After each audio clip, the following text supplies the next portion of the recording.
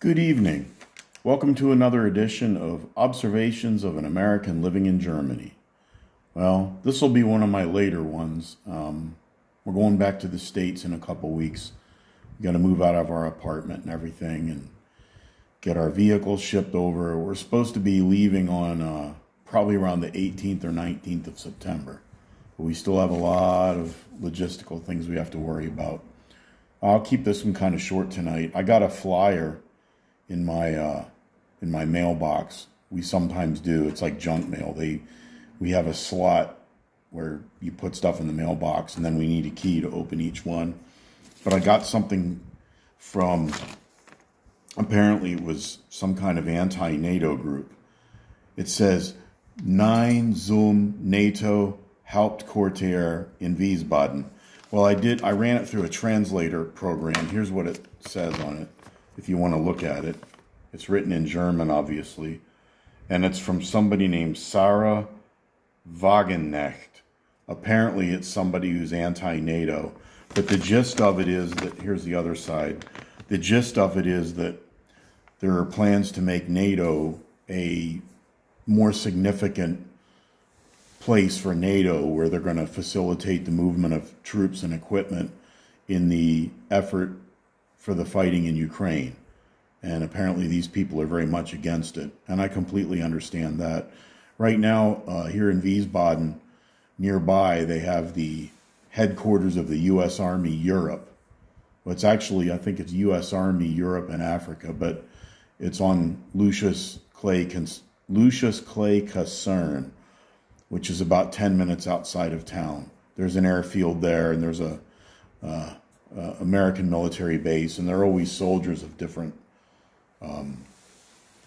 nations there, like the Netherlands, Britain, Finland, different NATO people. You'll see them there, Poland and whatnot.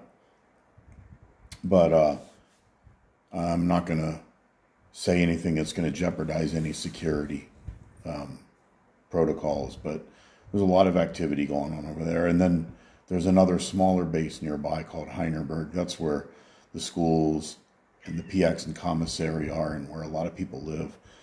But nevertheless, I found that interesting that there's a rising tide in Germany that they are pretty much anti-NATO. They're afraid, from what I read using the translation software, it appears as though they're worried about Germany being dragged into a ground war against Russia for the sake of Ukraine.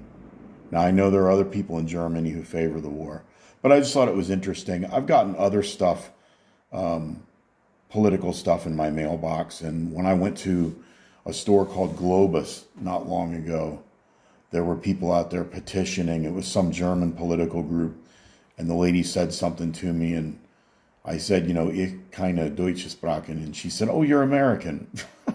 I guess because my German is so bad.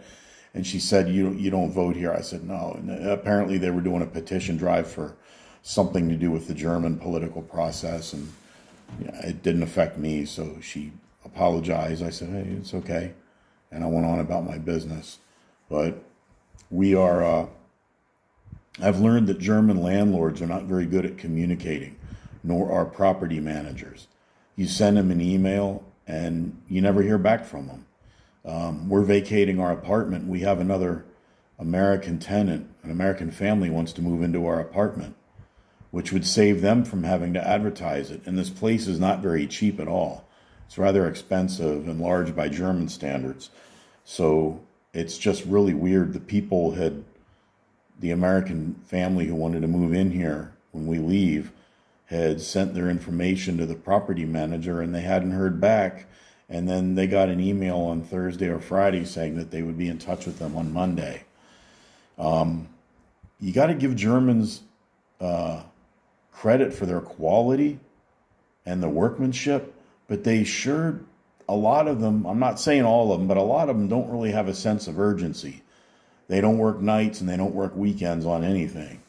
At least it seems that way anyway. It's kind of like we'll get around to it when we get done with it. But I guess that's how they roll. But I love the quality of this building. I mean, you could drop a bomb in this place and nobody would even know it. We have one problem with one of our back doors that goes out to the terrace, it's been broken for about 6 weeks now, and they haven't sent anybody to fix it. And I mean, we're on the top floor. It's not like anybody's going to come in here or anything, but it's just an annoyance. You know, for the amount of money we pay, they should be a little more attentive to these things. And it's confusing because you have the building owner is not the landlord. They hire a property company to manage it for them. So you had the company who built it, then you had the company who owns it, then you've got the company who manages the property, and then you've got another company which is the Housemeister. They take care of the buildings and the grounds and any electrical issues or anything like that. So it's kind of bureaucratic. You're not dealing with an on-site landlord, you know, somebody, a superintendent or somebody like that. They don't have that here. So it's kind of frustrating. But anyway, we've got to get our ducks in a row and get everything ready to go before we head back to the States. And as I said in another video, I'm going to miss the Autobahn. I'm going to miss the Alps. I'm going to miss the Brötchen, the soft pretzels, and the schnitzel. And I'm even going to miss the roundabouts. And I'm going to miss yield signs instead of stop signs. But back in the States, I won't have to ever look for a parking spot. We have a lot of wide open land. And I'll be able to get a good Stromboli. And I'll be able to get edible Mexican food. So that's a plus. I think that I'm going to miss the German driving because Germans overall are much better drivers than Americans, especially on the highway. So, but, you know, I feel blessed that we had more than 2 years over here. And I lived in Germany when I was a child, and I also came back twice to visit my dad when he was stationed over here.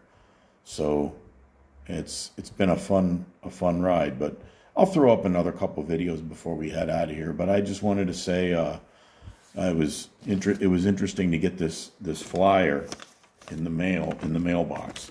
Now they don't know who's American in here or whatever. They just put them in all of them. Apparently, it's not against the law in Germany for restaurants and other people to put stuff in your mailbox. You're not allowed to do that in the United States because the Postal Service technically owns the mailbox is actually federal property or something like that. It's illegal to use a mailbox for any other purpose than first-class mail. So, be that as it may, some things are just different over here. But we don't get much mail at the house, except for our doctor, maybe the landlord, something from ADAC. Most of the stuff we get at the APO box, which is on post. So, anyway, it's been a fun weekend. I hope everybody has a great Sunday night, and we'll catch you next time.